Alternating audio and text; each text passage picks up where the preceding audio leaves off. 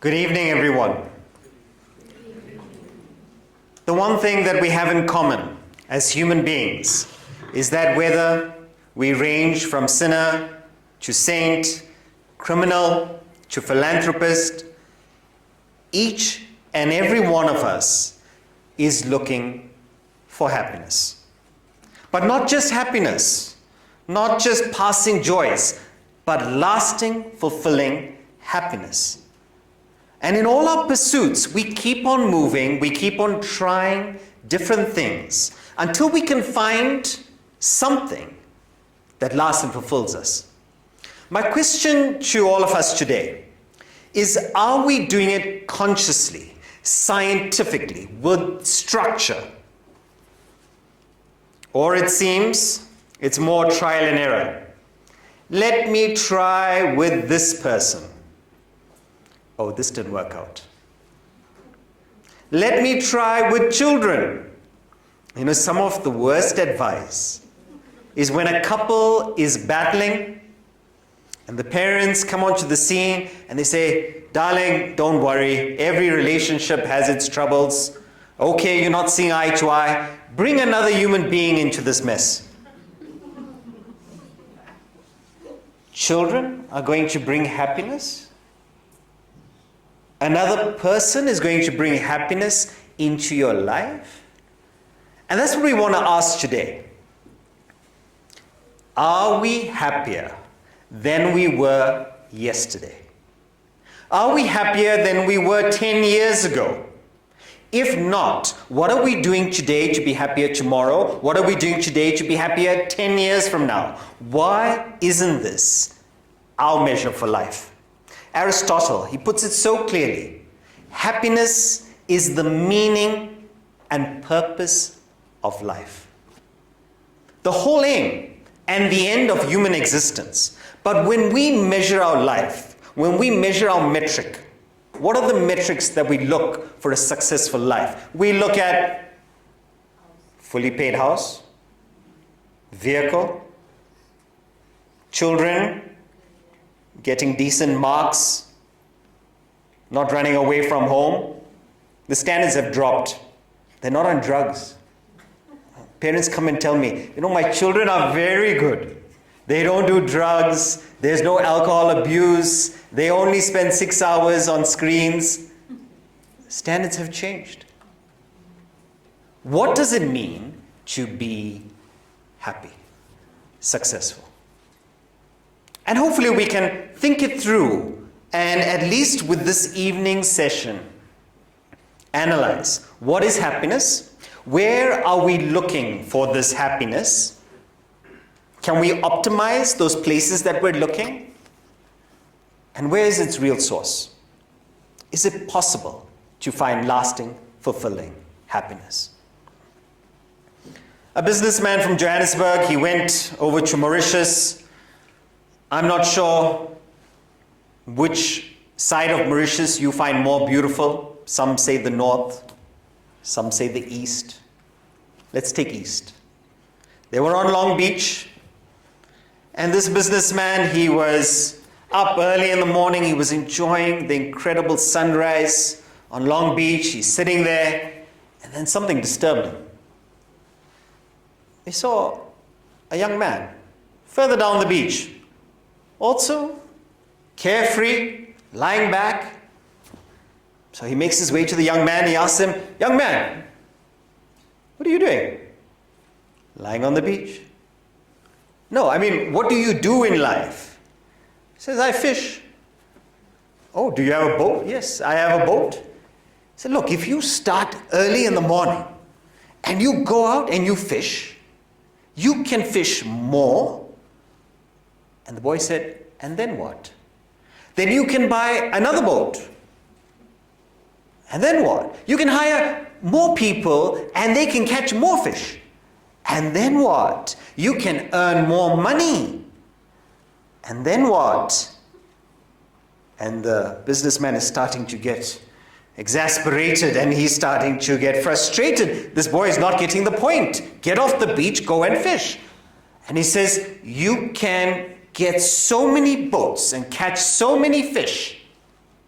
and earn so much of money that one day you can list your company on the JSE.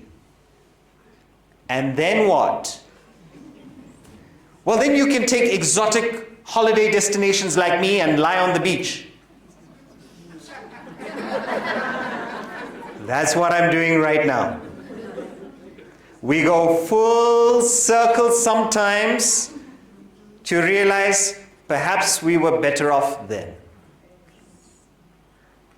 Now the beauty is, perhaps it's not our pursuit that's the problem. Perhaps it's not the outside that's the problem. Maybe we just need to change the inside, change our attitude. But to continue the way we're going, getting more agitated, more anxious, more miserable, unacceptable.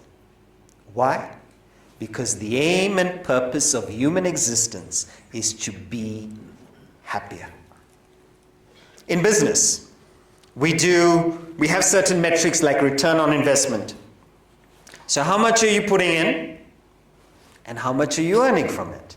And if you're not receiving any return, no one's going to further invest in a business that's losing. But when it comes to our life ventures, when it comes to our life efforts, when last did we do a quality control? Is this relationship making me happier? Are children making me happier? When last we asked that question? What is the return on investment on children? I'm putting and I'm putting, I'm investing and investing, and I don't see any return coming. And for those of you who hope for a return in your old age, my children will come and look after me, and they will let me stay with them, and they will take me to the doctor's appointments. You will be bitterly disappointed. Return on investment. Why are we even thinking like that?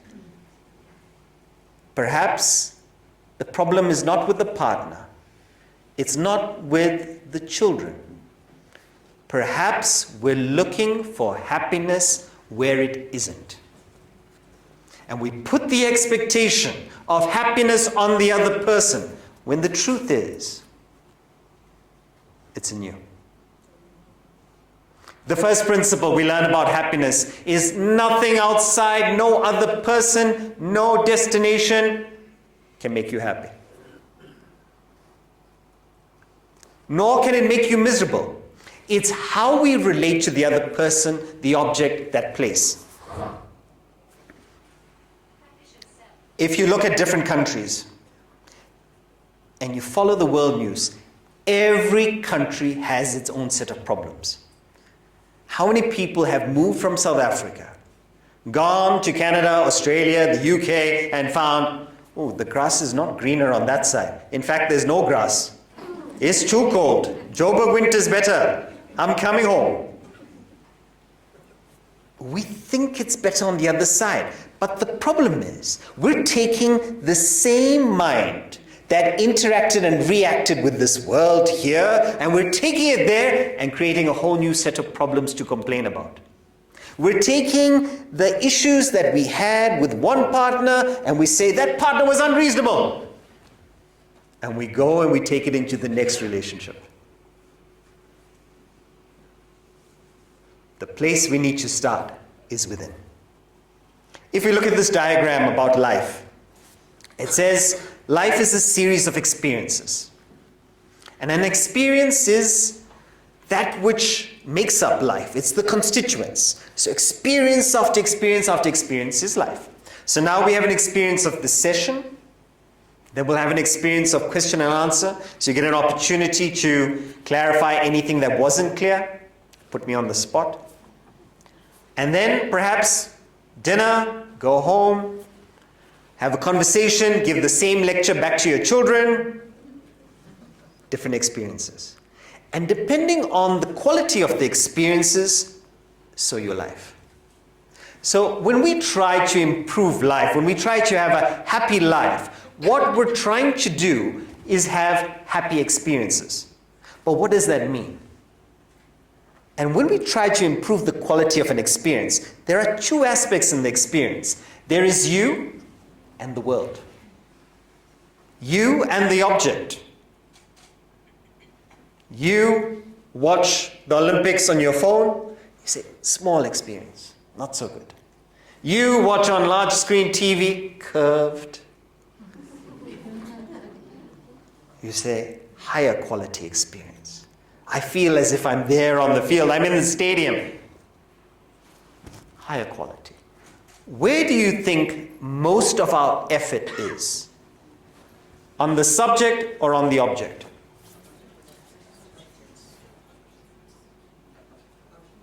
Object.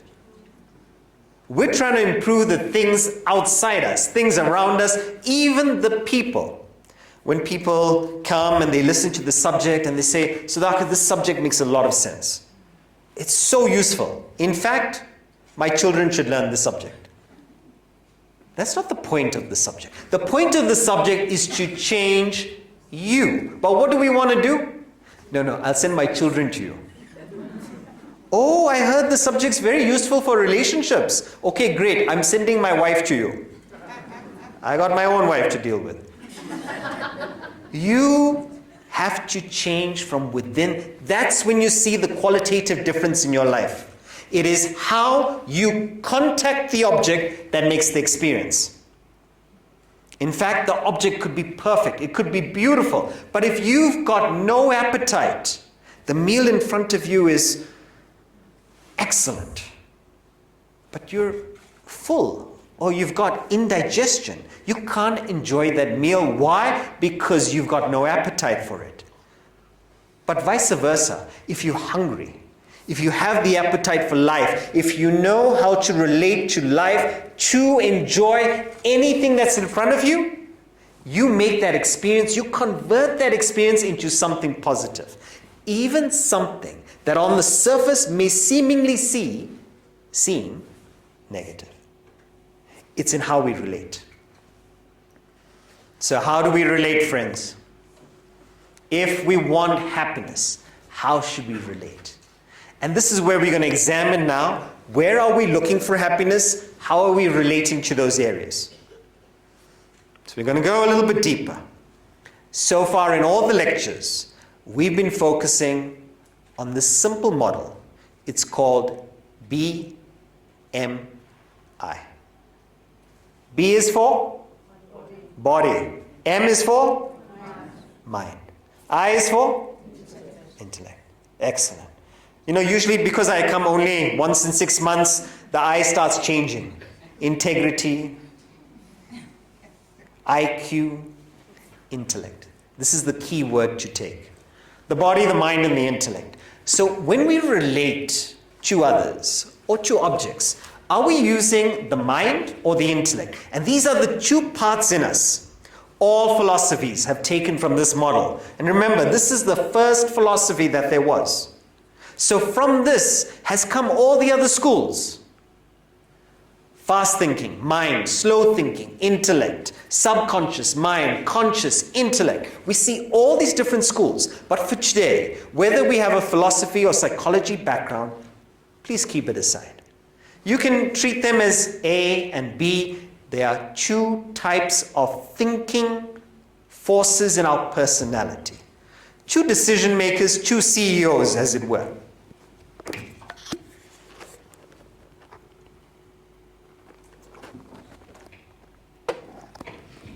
The mind is that part of you which looks for immediate pleasure.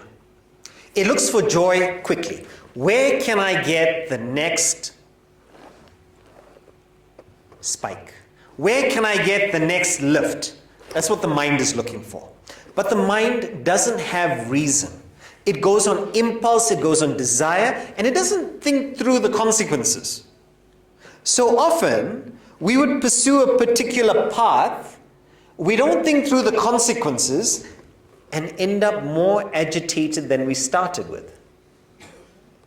This is because it is a mind-led approach to happiness. We look for short-term pleasures, and we don't look at tomorrow. Now the intellect, when you look at it, doesn't seem very appealing. Why? It thinks, analyzes, judges, decides, reasons. It seems very calculated, it seems very cool, yes. But it is not there to stifle the mind. It is not there to control and suppress the mind. It is there to guide the mind. To take that pleasure-loving aspect of the mind, the feeling, the emoting part of you, and get it to see further. Look a little bit further down the road, so that there are no regrets. That you enjoy today, but you also enjoy tomorrow. Do you know very few people enjoy New Year's Day? Do you know why?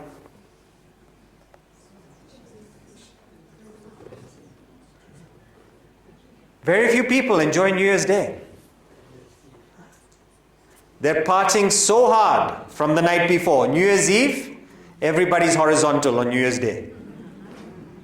Why can't you go a little slow on New Year's Eve so you enjoy New Year's Day as well? Start the first day of the year with something positive. Everybody hangover.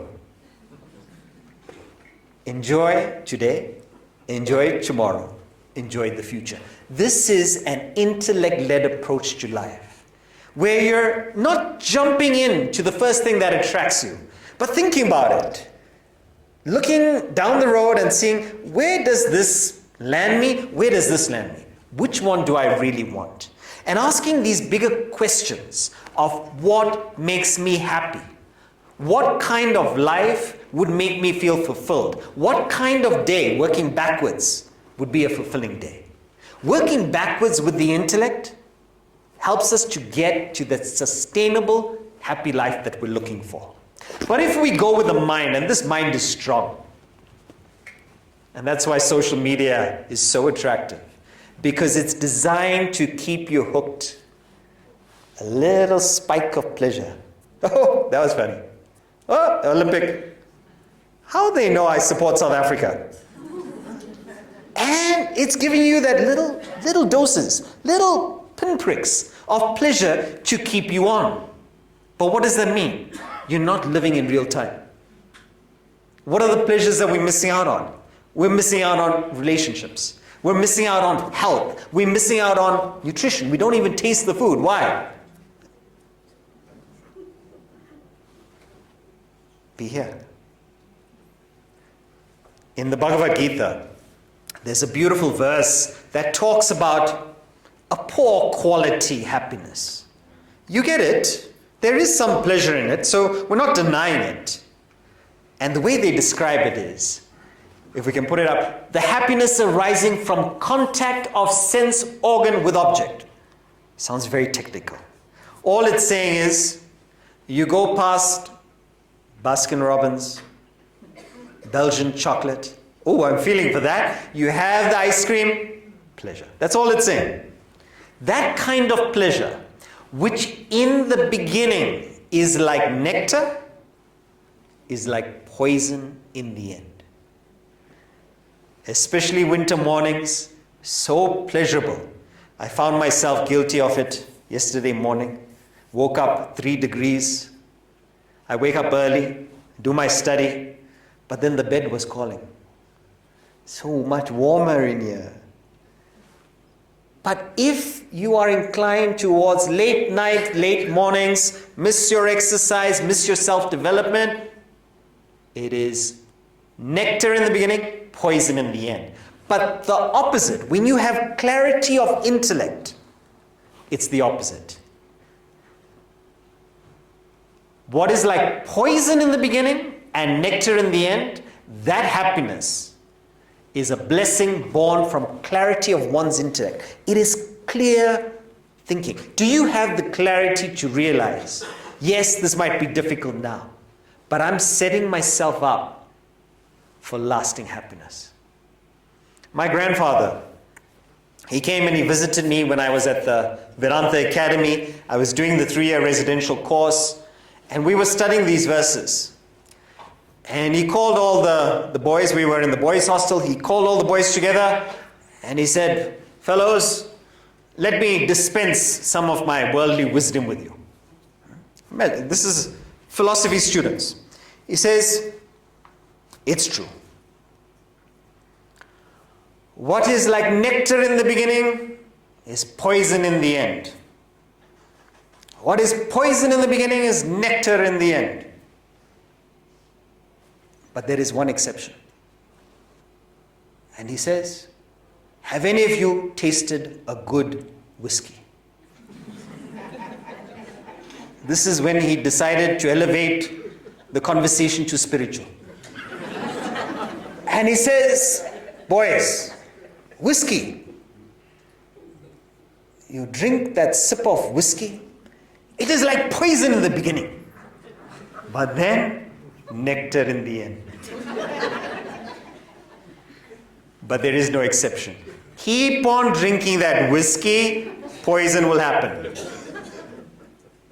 So how do we think through? How do we start examining the different ways we are looking for happiness and examining, are they there? If we go with the mind, we also have the tendency, and this is an instinct of the mind, it's called the herd instinct.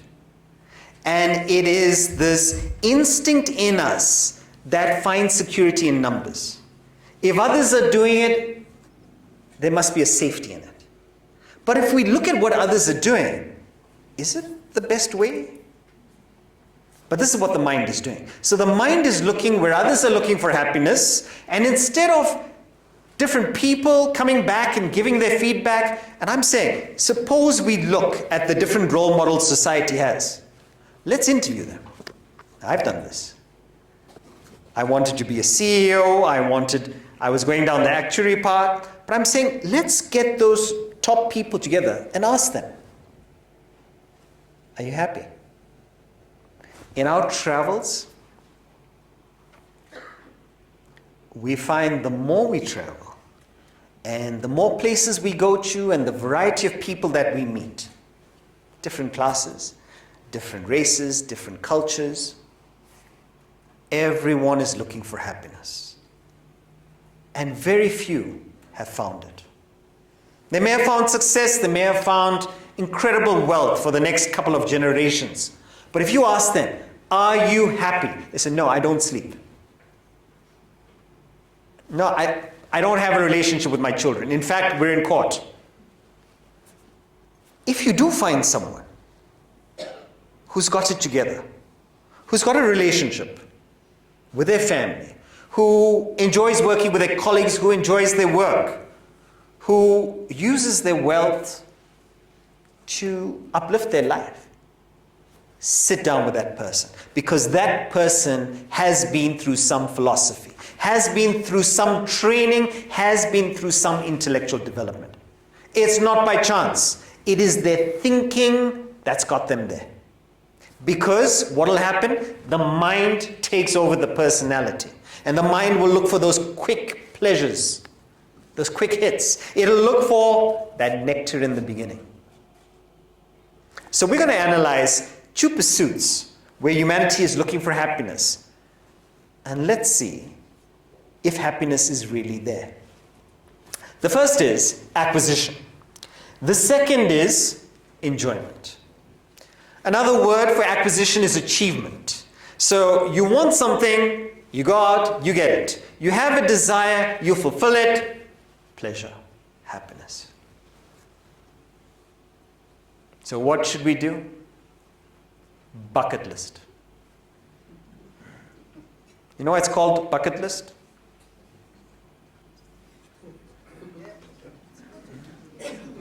Why is it called bucket list? Before you kick the bucket, you need to complete everything on the list. But there's a problem with this, because no one told you there's a hole in that bucket. You've got the list, and you go out. You say, I want to go to Paris. I say, that is my dream, to go to Paris. Maybe helicopter ride over the Eiffel Tower. Wave at the Olympians. This is my dream. This is my bucket list. But what happens when you do that? Anyone? What happens when you do Go to your dream destination.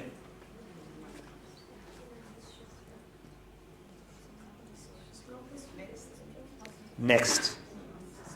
A few more dreams come up. You know, that wasn't really my dream. My dream destination, where are these dreams coming from? And this is the problem. We have a goal, we have a desire.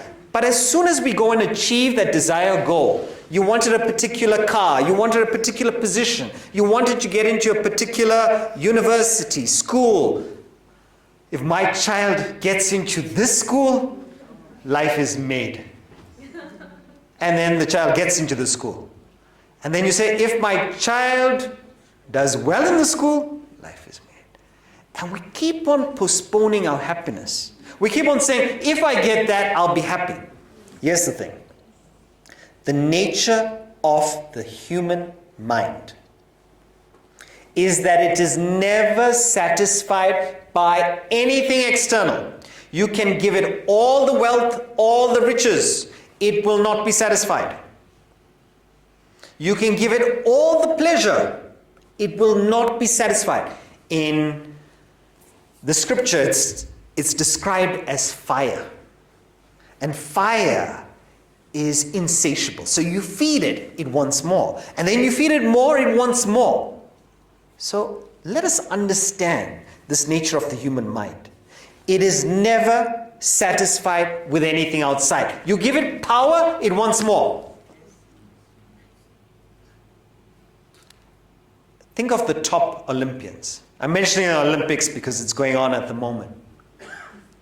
It's interesting to study the mind of great Olympians, great achievers.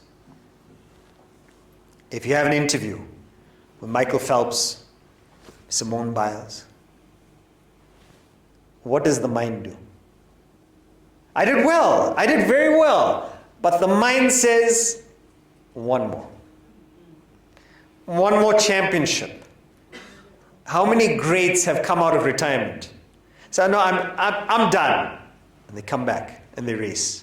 Why? Because the mind is agitated. It wants one more. It's never satisfied. John D. Rockefeller, the first billionaire, he says this. He was asked, how much money is enough money? To which he replied, just a little bit more. The trap of a little bit more. There's a parable where there was a family, they were living in the village, and they were happy. They would share with whatever they had, and even if you make the opportunity to come to the Vedanta Academy, we have nearby villages, they really have that culture where if you walk through the village, they'll invite you in. They'll share what they have. Maybe they make bakri, which is like a type of bread or like a type of roti, and they'll share it with you. And this family, happy. The little that they had, no problem. They enjoyed. They'd come back, they would spend time in the evening, they would share the different parts of the day. One mischievous anthropologist said, I have a social experiment. And what he did was, when the family was away, he went into their hut and he placed a pot of gold. 99 pieces of gold. And when the family came back in the evening, they couldn't believe their fortune. Oh, this is wonderful. Look at this. The Lord has rewarded us with this pot of gold. And said, okay, let's count it. And they started counting. 93, 94, 95, 96, 97, 98, 99. Wait, hang on, 99. Something must be wrong. So they go back and they recount it. 97, 98, 99. And then all the family start looking at each other. Who took that one gold piece? They're not thinking, we did not have a single piece of gold yesterday or this morning. Who took that one piece of gold? And instead of sharing, spreading the gold, the family became more austere. They said, we will not touch this gold until we get one more gold coin to make the 100. But does it stop at 100? The person at 100 wants 500. The person at 500 wants 1,000. The person at 1,000 wants 50,000, 100,000, million. When does it end? And unfortunately, often, in this pursuit of more, in this pursuit of achieving, we sacrifice our health. We sacrifice our relationships. There's this beautiful Indian ad where a young man, he is working for a sports car. And they show him, he's putting in the hours. He's in banking or IT. He's working, and he's earning. And then it shows him like almost a decade later, and he's still working. He's still got that picture of that sports car. And decades later, he's made it. He can afford the sports car. And he goes into the shop, and the person gives him the key, and he tries to get in, but he can't fit in the sports car. He can't go so far down. He pulls his back. He returns the key. How often, in the pursuit of something we really want, maybe it's business success, maybe it's an achievement, like a gold medal, a silver medal, a bronze medal, we sacrifice the things that actually give us happiness, not realizing that if happiness was on the other side, it would be worth it. But when we get there, we realize the mind has fooled us. It is thank you, next please. And this is what's happening. Oscar Wilde says there are two tragedies in life. One is when you don't get what you want. What's the other? When you get what you want and you realize it's not there. So disappointing. And that's what we're doing. We've got this idea in our head that when we get that, we'll be happy. But it's not there. So we've got to figure out, what do we do? How do we approach achievement, success, acquisition, but in a way that we get some fulfillment, some happiness from it? And here's the thing. When do we experience pleasure? When we get what we want, right? It's temporary though. When do we experience agitation? When you don't get what you want. So suppose you really wanted to reach here at 7 p.m. or 10 to 7, traffic, accident on Woodmead. Pressure starts increasing. Why? If the traffic was there any other night and you didn't have any particular time to reach, no tension, no pressure. You might put a podcast on, you might listen to your favorite music, no tension. But as soon as you have a desire and that desire is interrupted, agitation, stress.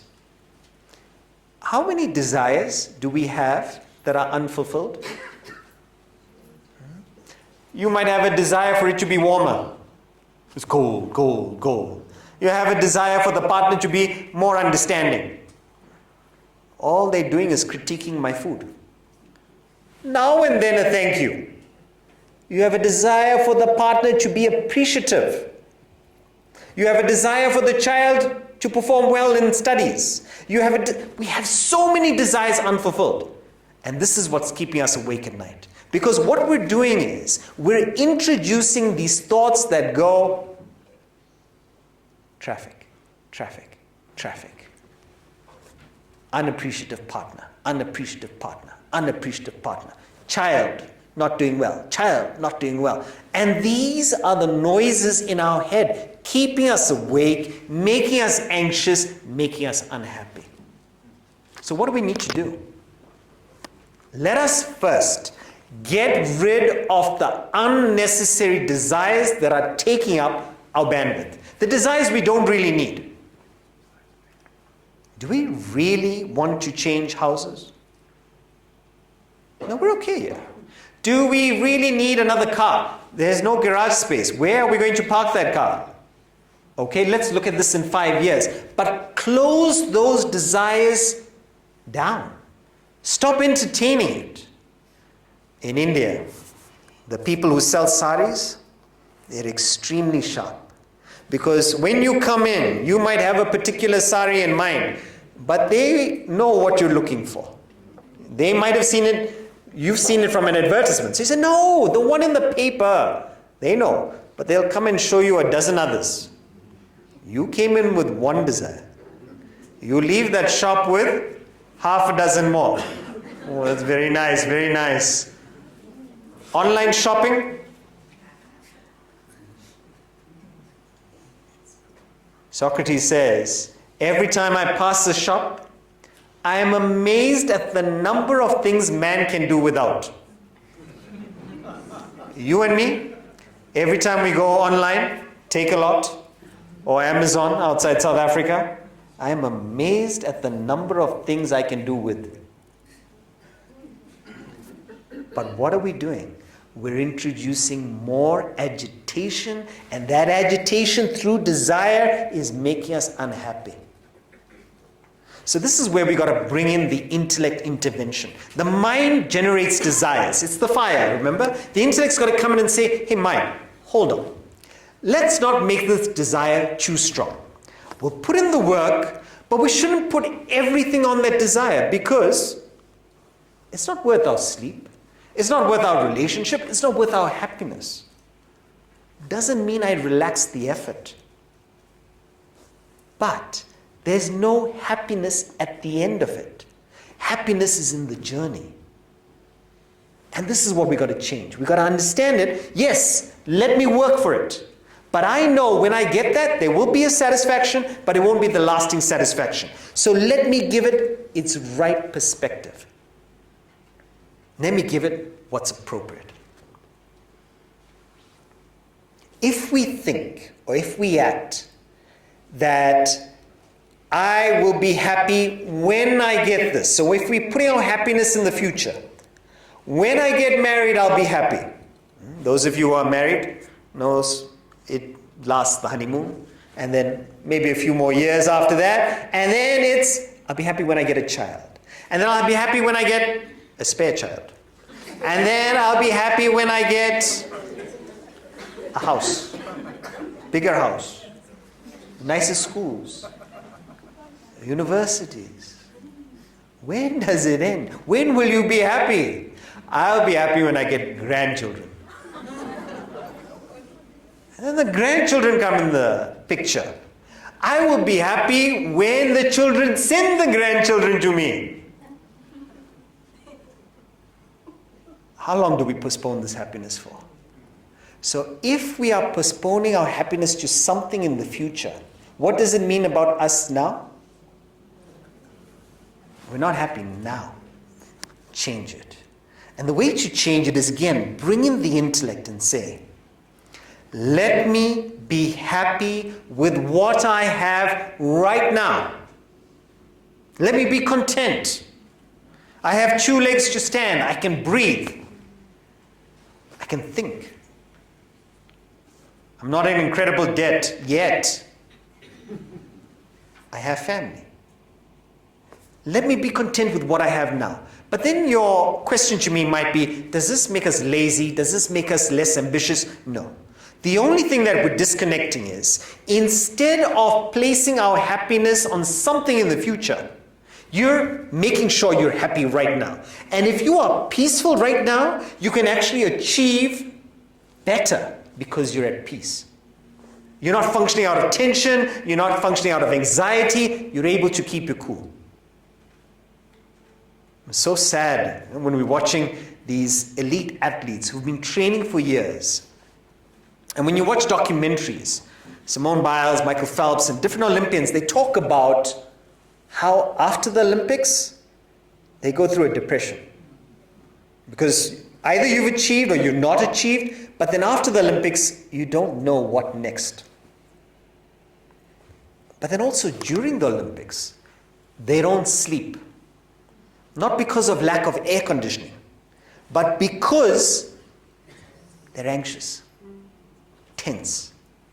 Imagine you've trained so many years for sometimes 20 seconds, 10 seconds.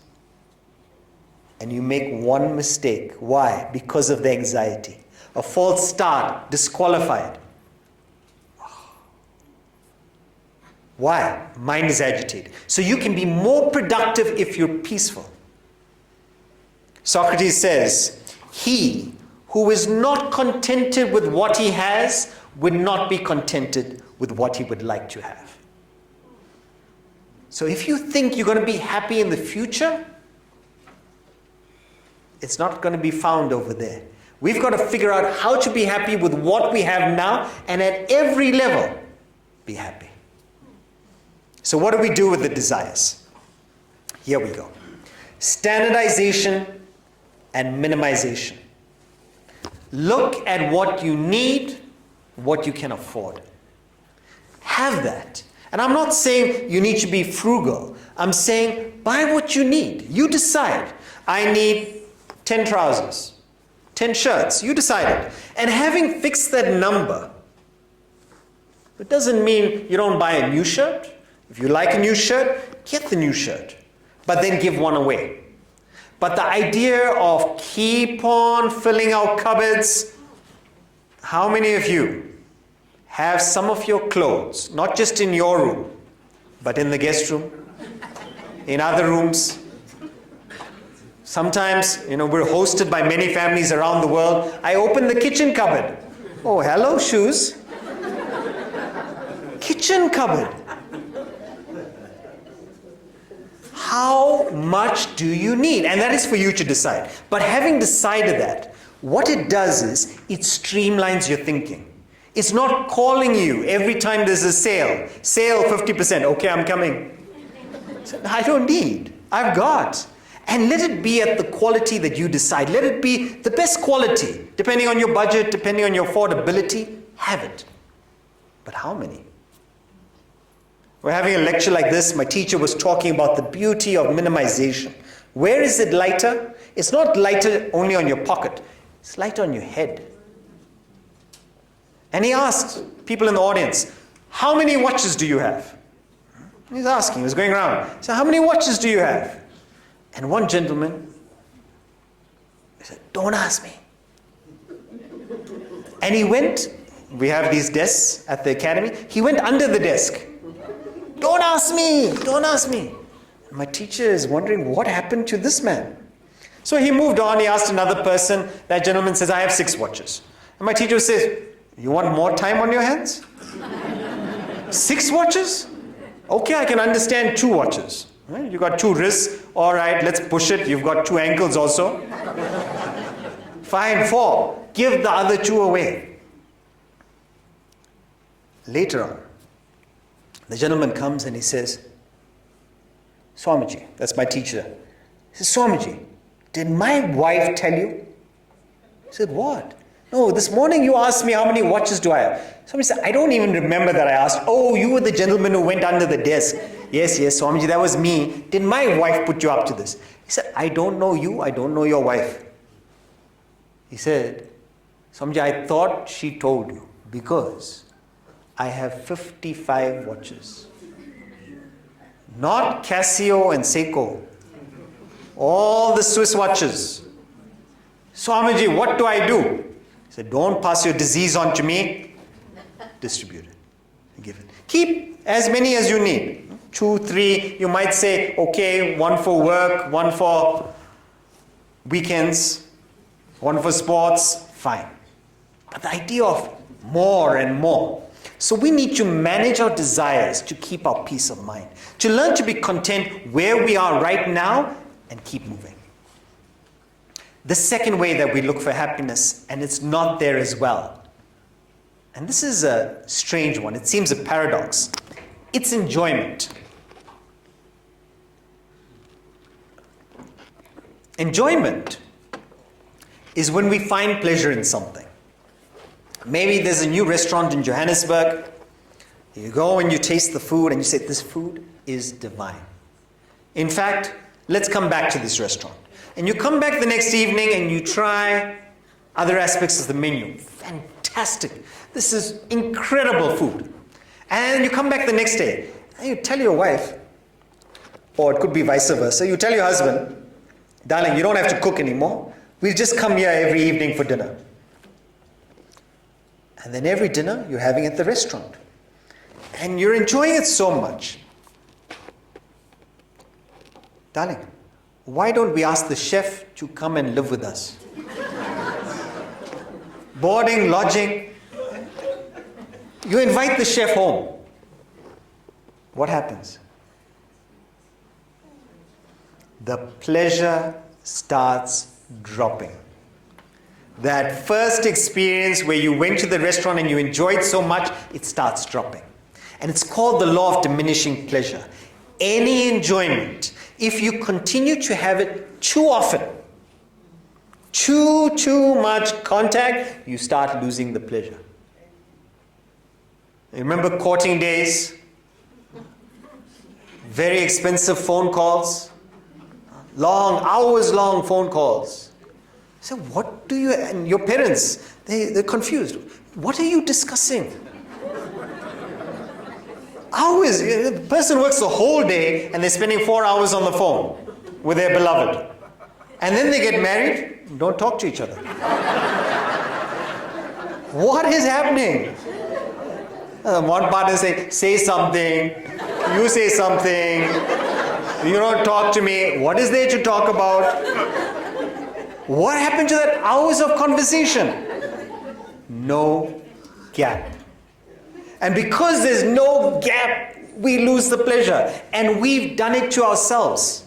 We have taken the pleasure that we got right at the beginning.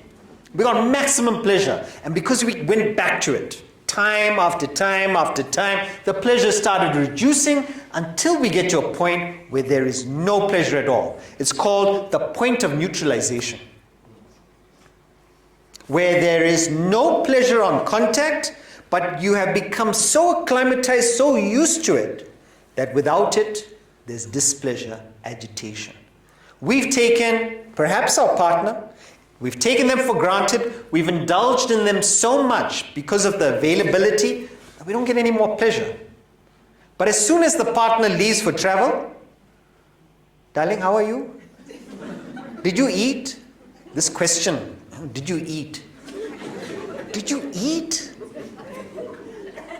No conversation at home. As soon as they leave, conversation. But the same thing with alcohol, coffee. We've done this to ourselves. And what we're doing is, we're picking up pleasures. And perhaps because we can afford, or because we have the weakness to give everything to our children or to our beloved, we pamper and we give so much all the time that they start losing the joy and the appreciation. So there's no value for it. And it's so unfortunate. In Geneva, we walk past the lake and we see all these beautiful lake houses. Most of the time, they're vacant. And when we talk to locals, it says, people come here, they get it so inspired, it's so beautiful. They say, no, we want to spend more time here. And the first year that they've purchased the property, they'll spend maybe 3 months. And then second year, 1 month. Third year, 2 weeks. Fourth year, the servants are enjoying it. The workers, the staff. They're not enjoying it. And that's what happens. So what do we need to do to keep the pleasure going? Because there's nothing wrong with enjoyment, but let us be cautious. And again, it's another understanding of the mind, it's another understanding of life. We need to create a little bit of elbow room, a little bit of regulation, so we can find and continue finding happiness in the things that we enjoy. A little bit of space. With our partner, a little bit of space. I don't always have to be with them. Not too far apart.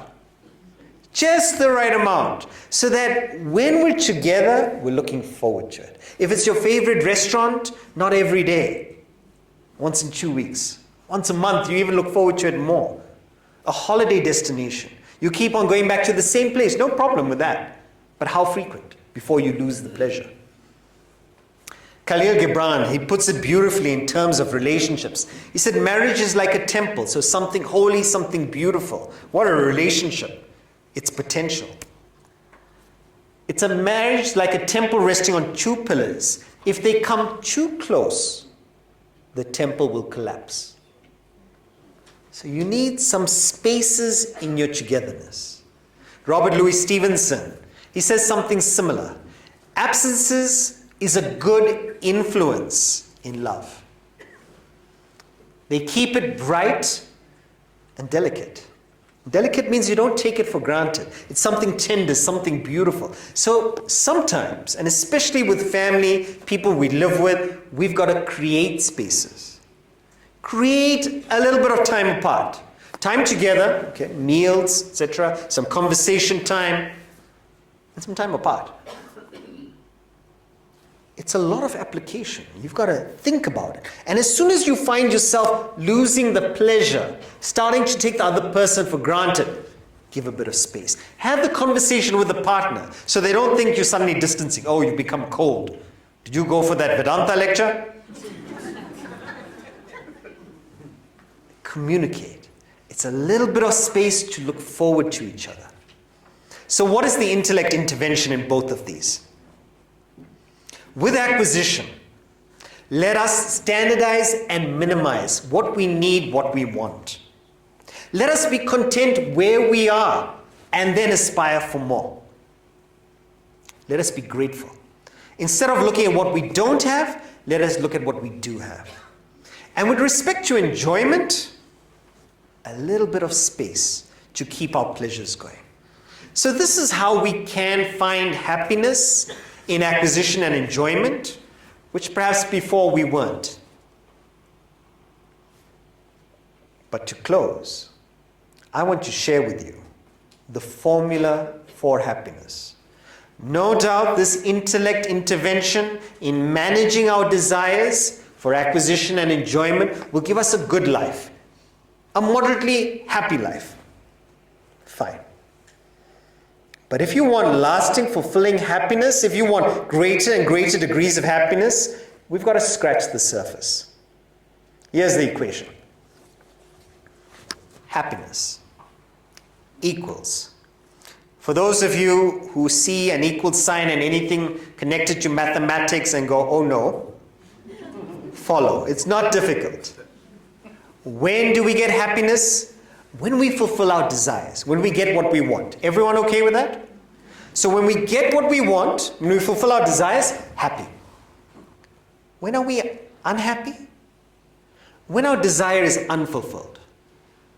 We really wanted the person, that particular person, to win, they didn't win. That team that you wanted, you really wanted them to win, they didn't win.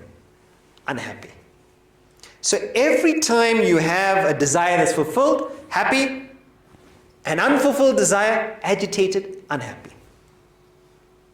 So, mathematically, if we want to increase our happiness, what do we need to do?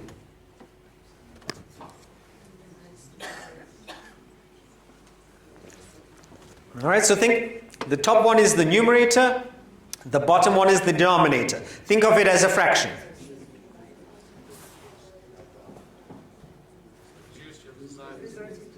Reduce your desires. So you can reduce the bottom one. Reduce the number of desires that you have unfulfilled. How? Standardization, minimization, yes. And the other way? Increase? Increase the top one. Desires fulfilled.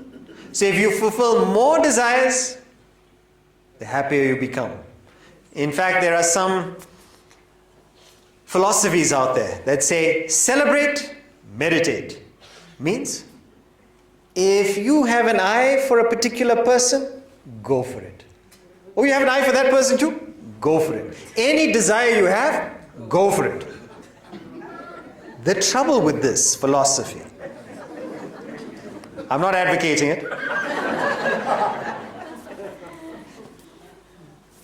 but there are institutions out there, and its philosophical premise is that if you fulfill desire, you will be happier. It is true. But they're missing a key point, which we've learned today. What happens when you fulfill a desire?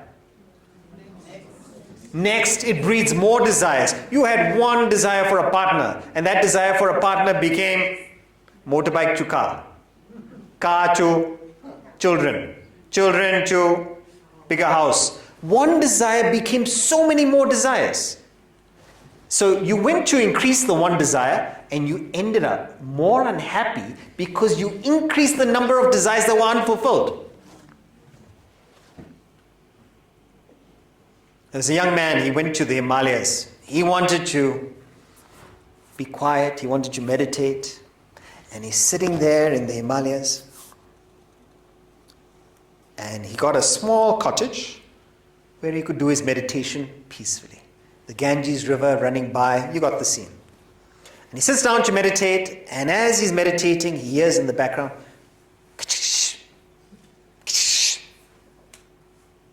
open eye meditation. He looks around. There's a rat in the cottage. How do you meditate with a rat in your cottage? So he goes to the main Swami and he says, Swami, I came here for peace. I came here to meditate. There's a rat in my cottage. So simple. That's why I'm the Swami. Get a cat to catch the rat to meditate. So he gets a cat and he sits down to meditate. The cat has caught the rat and he sits down. It's all quiet and he's sitting down, both eyes closed again.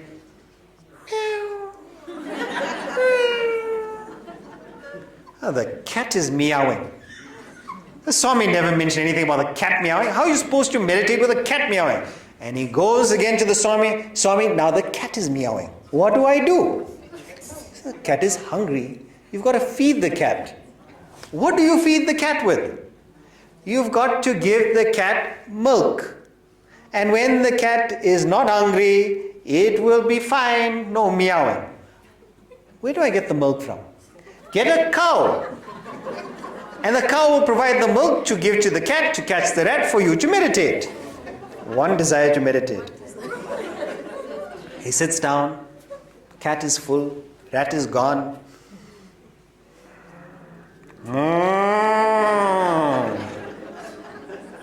The story is, this young man became the agricultural minister of India. One desire to meditate, look where the desires take you. What we need to do is, we know that fulfilling desires goes on endlessly. The mind is insatiable. So the real strategy, the real technique in life, if you want to be happier and happier, because that's the aim and purpose of human existence, it is to reduce our desires. Reduce it. So, I knew there was trouble. I knew coming here I was 50-50, now confirmed. Drop my desires? No, thank you. You don't drop anything. You cannot drop desire. You can only, and please, let's get it right. You can only take up a higher desire. And why would you take up a higher desire? Anybody? Why would you take up a higher desire? We've done it all our life up to a particular level. We've done it. We've grown. But what was the premise that we grew with? Often it's not education. We found more pleasure in something higher. And when we tasted that higher pleasure, lower desires left. You didn't drop it. When you were a young child, playing with dolls and action figures, Barbie, you're playing with it. Did you suddenly one day as a child say, I now renounce all my toys? You didn't give them up. As much as a parent might say, why are you playing with toys? Come on, do some reading. But the moment the child found something more enjoyable, could be the bicycle, could be sport, it found something more enjoyable, the toys automatically leave. And then the child is in sport and it starts finding maybe perhaps boyfriend, girlfriend, companionship. And in that boyfriend, girlfriend, sports gone, toys gone. It found a higher pleasure. And then we get into profession. And we're working to build our profession, our studies, being better in what we do. We're caught up with that. Or we're looking for more and more companions. But then we decide family life. And the reason why we decide family life is because, at least we think, there is more happiness in that stability of a home, different type of emotions, that I would rather have and I'm getting than from being single. So at every stage, we're moving towards more and more happiness, but somewhere along the line, we got stuck, we got complacent. If you have a look at this pyramid, at the bottom is when we have lots of desires, when we have gross desires. Maybe they're at the physical level. It's many, many desires. But the moment you go to a higher level, maybe the emotional level, as the quality increases, the quantity decreases. So suppose I give you a chocolate, and the person chooses, instead of me enjoying this chocolate from overseas, from Switzerland, you say, let me give it to my child. Are you a renunciate? Are you a sacrificial person by doing that? No. You are giving the chocolate to the child because you get more pleasure from the child enjoying than you yourself enjoy. You see that? All we're doing is for pleasure, but we haven't figured it out yet. What I'm saying is, we may have reached some level. Maybe we're doing it for power, or for status, or for achievement. Let us start looking for higher levels. Go subtler. The next diagram. Where we go subtler. And as you get subtler, the desires become fewer. So we're not asking anyone to drop any desires. Look for the next level of happiness. Whatever age we are, whatever phase of life that we're in, let's keep moving and look for higher quality happiness. Not get stagnant, and especially if we haven't become happier in the last few years. Research, find out what's out there. How can we go deeper, higher? And as you go higher and higher, the desires become fewer and fewer. And the highest desire is self-realization. It is when you know who you are really. And that self-realization is absolute fulfillment. The word in Sanskrit is called paripurna. It means complete, fulfilled. And the people who have reached there, they are the ones that can throw up their hands and say, I'm done, I'm complete. It doesn't matter what you give me, what you take from me. I am independent, how Pradeep started the session. I am independent of external circumstance and environment. My bliss is uninterrupted. My pleasure is undiminished. I don't need anything from outside to diminish or accentuate my pleasure. I'm complete. For him, in vain, the envious seasons roll, who bears eternal summer in his soul. You're always warm. Even Johannesburg, 4:30 in the morning, winter. You're always warm. You're complete. What a state. And the beautiful thing is, the closer and closer we get to that self-realization, the more and more happiness and peace that you experience. So for those of you who want to know, why are we exploring this subject? It is simple. For happiness. And instead of doing it through trial and error, let's save some time. Let's get it direct. But it means work. Arthur Schopenhauer, he says, it is difficult to find happiness in oneself, but it is impossible to find it anywhere else. So to do the work, to do the research, to find out what it means to elevate, to go to deeper levels in your personality, not easy. But that's how you reduce the desires. Can we go back to the equation? What happens if you reduce the bottom, all right? So if, suppose you have 100 on top and you have 50 on the bottom. You get 2. So if you decrease the bottom, if you decrease the bottom, so if you go from 100, right? You've got many desires unfulfilled, you're on 50, you decrease it to 25, 100 divided by 25, 4. More happiness.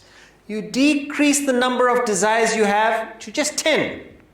Your happiness goes to 100 divided by 10, 10. If you decrease it to 2, your happiness goes to 50. You decrease it to 100. You decrease it to 0. No desires. Indeterminate, infinite, lasting, fulfilling happiness. This is what we're talking about. Get to a state, not when you don't have any needs, where you've dropped all your desires. No, it's because you're complete, you don't need anything outside. You could have them, but you don't need them for your happiness. And that's the difference. You can have all of it. You could be a king, but you're not dependent on them for your happiness. 0 desires. That is the state of self-realization. To get there is not easy, but it is impossible to find it anywhere else. So let's summarize. How do we solve happiness? First, we need to relate to the world with our intellect. It's an internal job. You've heard this phrase, happiness, it's an inside job. What's the inside job? The intellect's got to manage the desires. Second, we've got to regulate our enjoyments. Create some space to keep the enjoyments going. Third, we want to reduce the desires to become happier and happier. How? Don't try giving them up, but take up something higher. But what is this higher desire? We don't know what it is. So do the research, gain the higher knowledge, reflect on it, make it your own. And the last thing, the only time we'll be absolutely satisfied, fulfilled, complete is when we reach self-realization. Maybe in the future, we'll deep dive into this topic, self-realization. The Bible says, empty thyself, and I shall fill thee. You will be filled, you will be complete, but you don't need the desires. Reduce them to 0. How? Slowly, not overnight. Suppose you go home to this evening and you tell your partner, the partner asks, will you have some dinner? I have no desire for dinner. Darling, there's something important I'd like to discuss. I have no desire to talk to you. This is not dropping desire, all right? Might be a convenient excuse. Take up higher. That's it. Solving happiness, slowly, steadily. For that, we need to gain higher knowledge. What are we doing today that will make us happier tomorrow? Happier 5 years, 10 years from now? And why not? We found this knowledge. Why not the ultimate? The purpose and aim of human existence. That would be solving happiness. Thank you.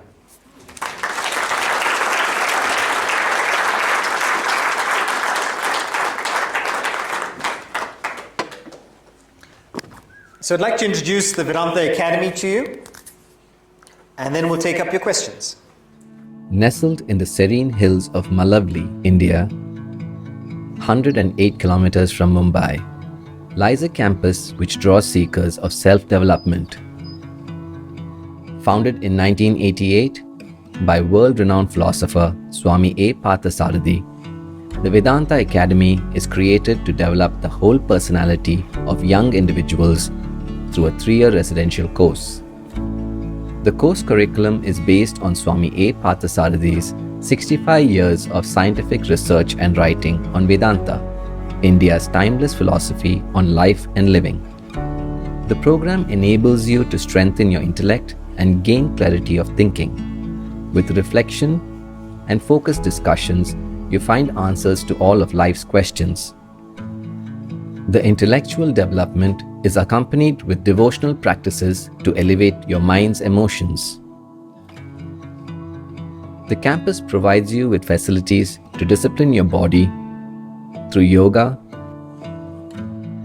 various sporting activities, jogging, and gym. There are also opportunities to engage in service for a higher cause in various areas of your interests. A carefully designed daily schedule nurtures spiritual growth and is supported by the company of like-minded seekers from diverse backgrounds. You can also experience the Vedanta Academy through shorter visits, corporate leadership programs, and customized retreats such as the Vedanta International Retreat for Adults and Life Decoded Youth Retreat.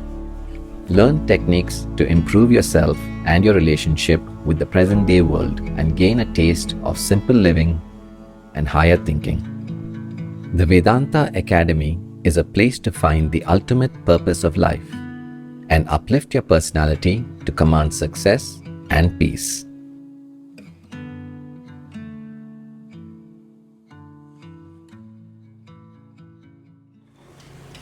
We'll take up the questions. Question 1. How does one balance contentment with that of complacency? Is there a questioner? There's no submission. Okay. So how does one balance contentment and complacency? So don't connect the two. And this is what we've done, is that they are not mutually exclusive. That if you have one, you can't be ambitious. Contentment and ambition, contentment and growth can go side by side. In fact, that's the better model. So what we've been trained or what we've been programmed to believe is, be unhappy. Be unhappy, strive, desire, go for it, strive. And then for what? You get what you've striving for, and you think about, what's the next thing I want? So the idea is, let me be happy where I am right now, but then why should I improve? Because the nature of all of us is to do what we're designed to do. If we lie idle, if we are inactive, you waste away. You don't use any muscle, that muscle atrophies. If we stop thinking, and we find people after retirement, because they're not exercising their mental faculties, they start slowing down so rapidly. So the real aging is after retirement because of not keeping ourselves active. So why should we keep moving and growing? Because that's the nature of life. Stagnate, die. Gotta keep moving. So whatever you're designed to do, keep doing it for as long as you can. But do it sustainably, with longevity and with contentment. And when you do it with contentment, you will enjoy, but you will also be more productive. So it's not a balance. It's a change in paradigm. The question is, how much emotion is too much? So when the emotion overwhelms your personality, that's when it's too much. It means it overtakes your ability to make decisions. Because the mind is not designed to make decisions. The mind is designed to feel. When we make decisions, we must use the intellect. But the intellect has the ability to take the mind into consideration. The mind doesn't have the ability to take the intellect into consideration. So as soon as your emotions take over and you know that this is not looking good, your reason is gone, you're talking and acting out of anger or revenge or hurt, do damage control. Don't act, don't make any decisions, don't say anything before we regret it. Wait until the intellect resurfaces. There is nothing wrong with passion, but if the passion overtakes you, you become passionate. There's nothing wrong with sentiment, but when the sentiment overwhelms you, you become sentimental. Nothing wrong with emotion, but don't become emotional. Emotional is when you become a victim of the emotion. That is when we have regret. But rather channelize that emotion. Make it something powerful. So it's not all about intellect. It's about using emotion to take you to where you need to go. Then you become a dynamic powerhouse. We talk to a lot of leaders, a lot of CEOs, and we find many female CEOs, they are criticized for being emotional. So they try and hide that part of them and mimic male leaders, not realizing that they have an advantage. That by having emotion, you have the ability to empathize, connect, drive passion, creativity, artistry, but it needs to be channeled with the intellect. It's an advantage, not a disadvantage. We are a human being, which means we have both faculties, how to use them to our advantage. So when the emotion overtakes us, the personality, where the intellect is drowned, that's when it's too much. Please clarify the difference between happiness and joy. So both are synonyms, peace, satisfaction, but I would use, in the context of today's discussion, joy as being short-term and happiness as being something long-term, lasting. So what we're looking for is not days of joy, but a life of peace, happiness. The questioner is Nilesh. The question is, does success guarantee happiness, or does happiness guarantee success? Where's Nivesh? Nivesh, success does not guarantee happiness. Why? Because success we can equate to acquisition, fulfillment of a desire. You get that desire, you won't be satisfied. Nature of the mind. So it's not connected to happiness. It'll give you joy. You get it, but then you want something more. So it's not connected to happiness. But what you said the other way around, happiness is connected to success. If you are able to be or find happiness in what you do, that will take you towards success. And this is what we're trying to change in the mindset of youngsters, is that instead of seeking success in order to be happy, because that doesn't work, we've explained it today, turn it around. Think about what you're designed for. And don't do a thing for an achievement, but do a thing for the love of that thing. Because that's what you're designed to do. Birds are designed to sing, trees to give shade, clouds to give rain. Every part of nature's got its job, its role. What is mine? And let me find my part in this orchestra of life and play what I'm designed to play. It might be the cello, it might be the piccolo, it might be the drums. Whatever you're designed to do, do it to the best of your ability. Success will follow. It's incredible when somebody finds what they're doing and puts in the work behind it, how they find a market, how they are able to make it something lucrative. We have a young man from Czech Republic. He's interested, his father's a business person, he's interested in making medieval armor. And can you imagine for his parents, how do you understand this? Medieval armor? You want to be a blacksmith? Yes. Such a distinct interest. But he has been true and clear to that particular interest. And today, now he's selling the suits. There's an interest. His materials are being shown in ads. Full armor suits. And he's got more and more scope for it. But he's taken his happiness and made it a success. So I hope that answers your question. Please give an example of higher desire. So if we can find the circles diagram. So a higher desire is when you work for something larger than yourself. So at the moment, we might be working for ourselves.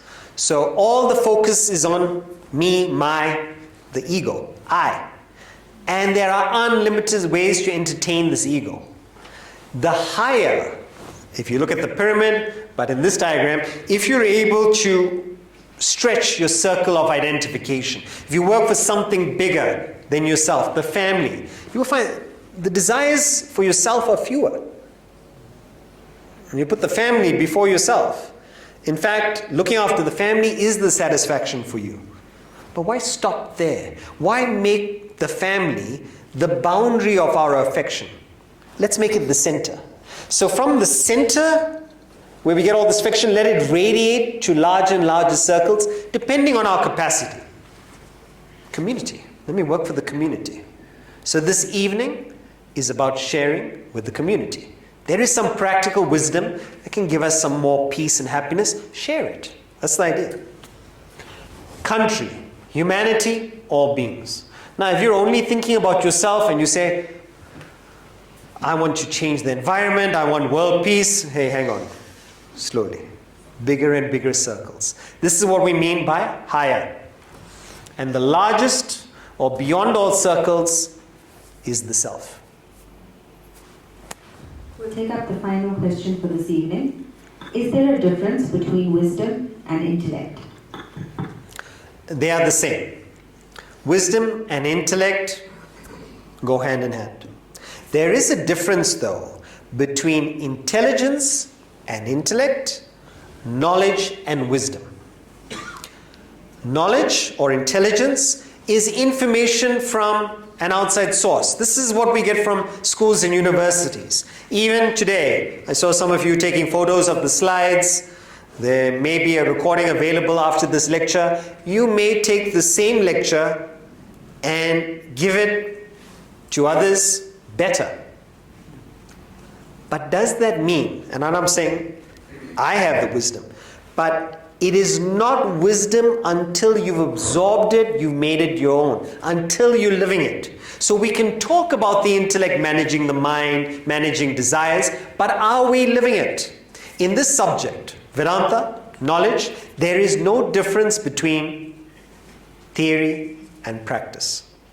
When you practice it, that's when you're living it. So when you have wisdom, that's when your intellect is in control.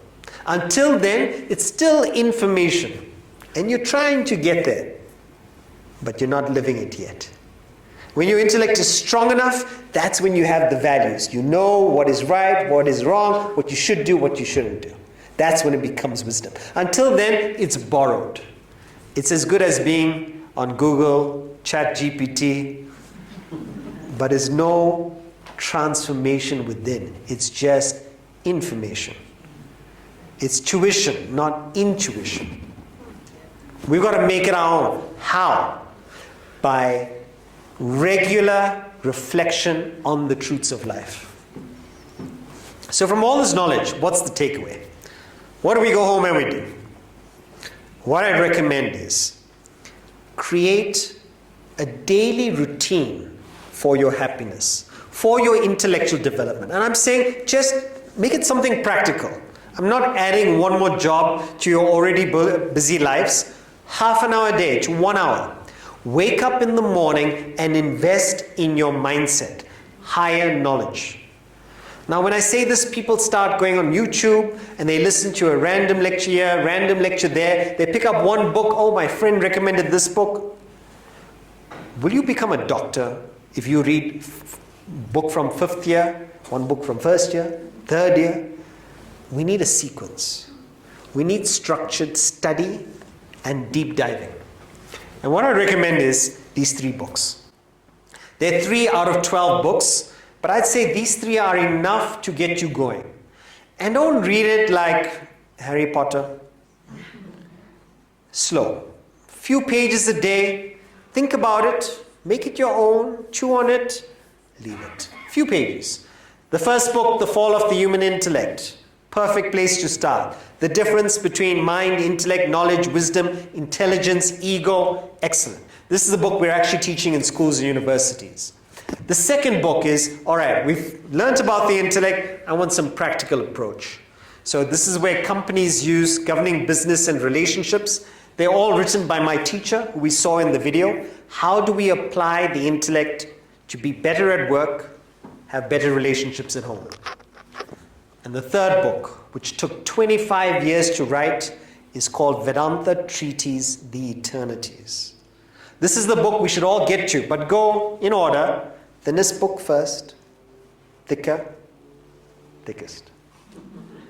This book has got the complete philosophy, taking you right from the beginning, just wanting to have a better life, right up to self-realization.